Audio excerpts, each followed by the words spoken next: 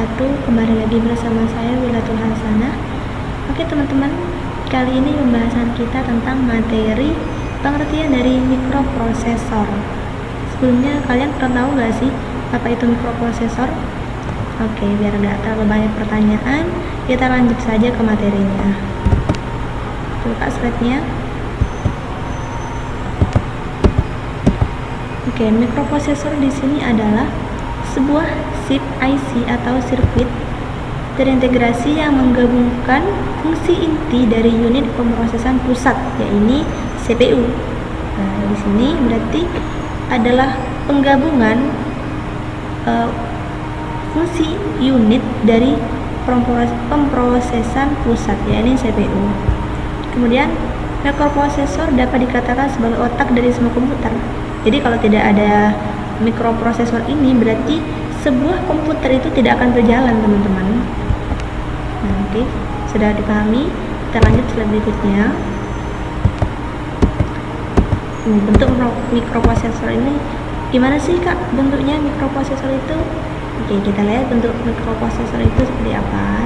Jadi seperti ini, kecil memang, tapi ini sebagai otaknya komputer. Nah, di situ ada bagian-bagiannya kan. Seperti di sini ada ini silikon chipnya, kemudian ini plastik case-nya di luarnya, terus not di sini, terus small dot ada di sini. Ukurannya beda-beda ya teman-teman. Biasanya tergantung pada apa mereknya gitu. Nah, ini seperti ini. Ini contoh hasilnya. Ini cuma penggambarannya itu teman. Jadi bisa dibayangkan mikroprosesor itu adalah otak dari komputer. Berarti kayak kita punya otak, berarti otak itu tempat memikir. Jadi ini jalan untuk mikirnya komputer, bisa dibilang seperti itu. Kita lanjut. Nah, di sini ada diagram blok mikroprosesor pada komputer. Ini ya.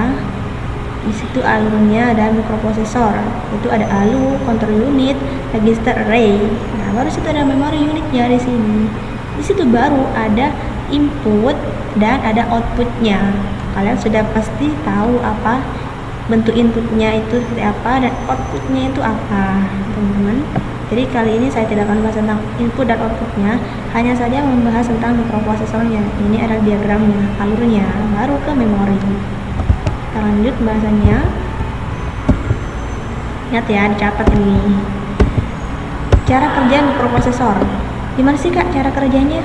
Cara kerja mikroprosesor itu adalah pada dasarnya itu terdiri dari 3 bagian utama, yaitu arithmetic logical unit atau ALU yang tadi di diagram paling atas, kemudian register array, dan unit pengendali yang terhubung dengan bagian input, yaitu keyboard atau sensor. Nah, jadi yang menjalankan keyboard dan sensor itu ya ini mikroprosesor. Sudah dipahami?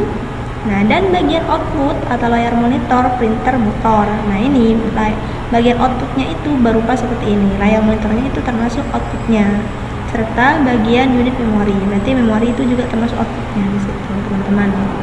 Kita lanjut. Di sini ada penjelasan tentang istilah-istilah yang digunakan dalam mikroprosesor. Istilahnya itu banyak sekali ya teman-teman. Di sini ada bus. Jadi bus adalah seperangkat konduktor yang dimaksudkan untuk mengirimkan data, alamat, atau mengontrol informasi ke berbagai elemen dalam mikroprosesor. Itu yang dinamakan dengan bus. Jadi istilah digunakan dalam mikroprosesor itu banyak sekali teman-teman. Ini hanya contohnya saja. Kemudian yang kedua ada kelompok instruksi atau instruction set. Nah, apa? Yaitu kelompok perintah yang dapat dipahami oleh mikroprosesor. Kemudian yang ketiga ada panjang kata atau word length, yaitu jumlah bit dalam bus data internal suatu prosesor atau jumlah bit yang dapat diproses oleh suatu prosesor pada suatu waktu. Nah, ini ya juga panjang katanya, itu word length-nya. Kemudian yang keempat ada cache memory, yaitu memory cache adalah memori akses acak yang terintegrasi ke dalam prosesor tadi. Jadi ada memori eksternal, ada memori internal. Kalian sudah tahu pastinya ya. Kemudian yang kelima ada kecepatan clock atau clock speed. Nah, ini biasanya menggunakan sinyal clock untuk mengontrol laju instruksi yang dijalankannya tadi. Jadi setiap mikroprosesor itu juga memiliki kecepatannya. Kecepatan itu seberapa cepat yang dia gunakan tadi.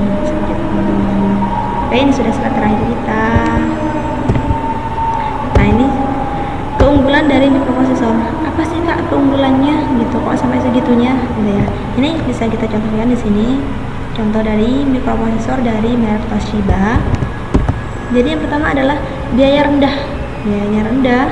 Jadi tidak terlalu memakan banyak biaya di sini menggunakan mikroprosesor. Dan kecepatan tinggi. Jadi ke komputer itu tidak lemot, tidak masih loading gitu ya. Kemudian ukurannya kecil, ya tidak memakan banyak tempat kan kalau ukuran kecil. Kemudian serbaguna atau versatile. Kemudian yang terakhir adalah konsumsi daya yang rendah. Jadi tidak sama dengan ini, tidak banyak memakan biaya. Jadi keunggulan mikroprosesornya tadi ini teman-teman.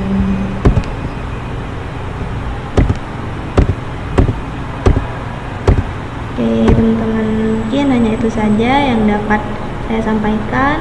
Materi kali ini membahas tentang pengertian dari mikroprosesor tadi.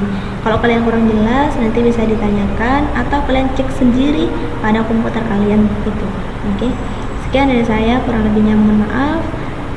Kita jumpa lagi di materi selanjutnya.